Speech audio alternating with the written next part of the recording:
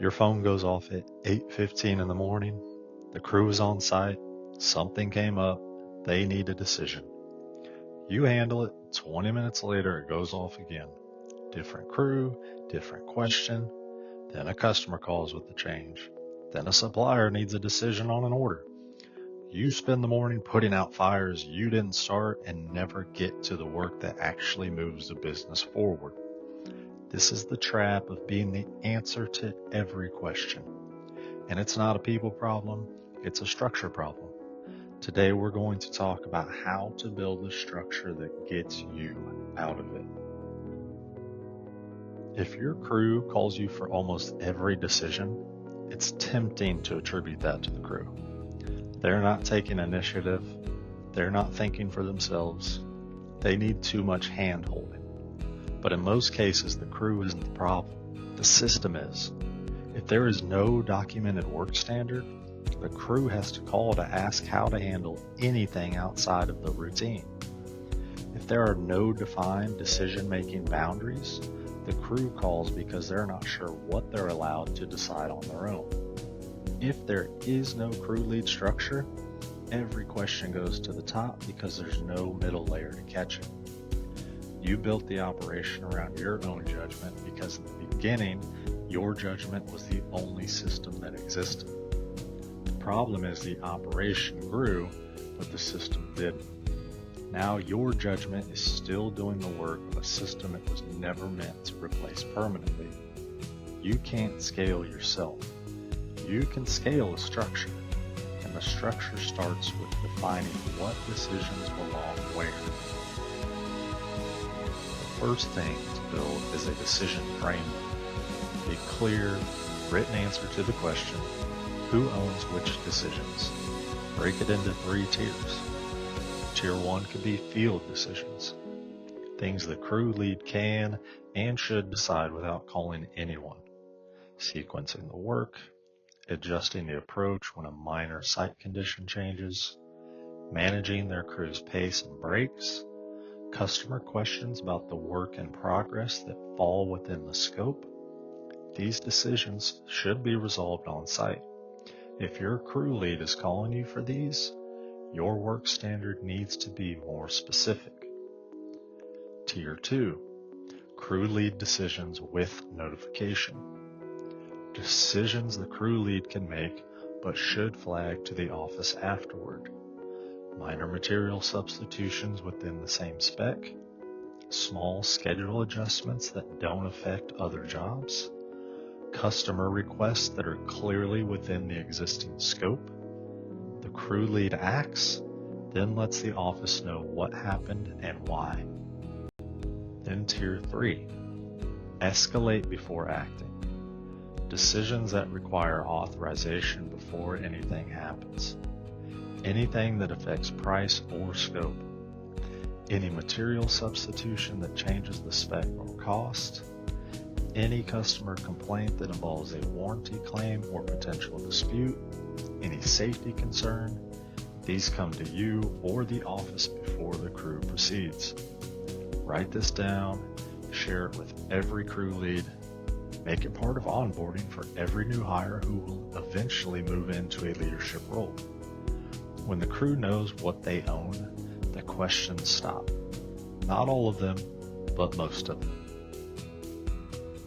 A decision framework only works if the people at the crew lead tier are actually equipped to make decisions.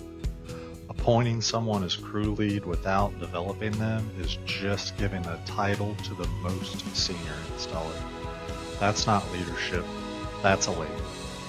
A real crew lead understands the work standard well enough to make judgment calls about it. They can read a job site and anticipate problems before they escalate. They can have a professional conversation with a customer without you standing next to them. And they know when something is outside their authority and escalate it without hesitation. Developing that person takes time and intentional investment. Here's how to approach it. Start by putting them in decision-making situations while you're still available. Don't answer the question for them. Ask them what they think should happen and why. Then tell them if they're right or what they're missing. Do that enough times and the call stops coming in because they already know the answer. Then give them a customer interaction while you observe. Let them walk a customer through a scope question or a change on site with you present but not leading. Debrief afterward, what went well, what they could sharpen. Hold them accountable to outcomes, not just activity. A crew lead who runs a job on time, on budget, and with no callbacks is performing. One who keeps the crew busy but consistently generates overruns or complaints is not. The metrics from your job costing system tell you which one you have. Here's the thing about crew autonomy that most people miss. It isn't built on trust alone.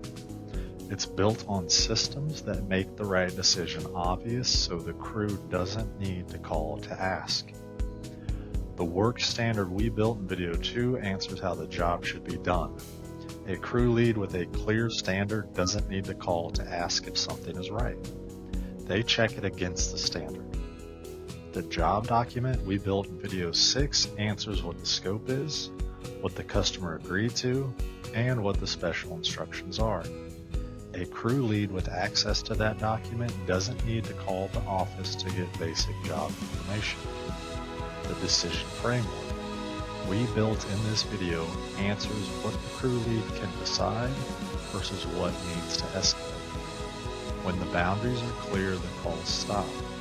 Stack those 3 systems and you have a crew that can run a job from start to finish without requiring your constant presence. That's not independence for its own sake. That's a business that can grow beyond what one person can personally manage. The phone will still ring, but it'll ring for the right reasons. If you are still the answer to every question in your operation, you haven't built a business yet. You've built a job that requires your constant presence to function. The goal isn't to be unnecessary. The goal is to be available for the decisions that actually require your judgment and to have everything else handled by people and systems you've built and trust. Build the decision framework, develop the crew lead layer, connect it to the systems that already exist in your operation, and start getting your mornings back. Next video, what a real onboarding process looks like, not paperwork and a handshake, a milestone-based progression that takes a new hire from their first day to full field autonomy in a way that's repeatable every time someone new comes in. See you next video.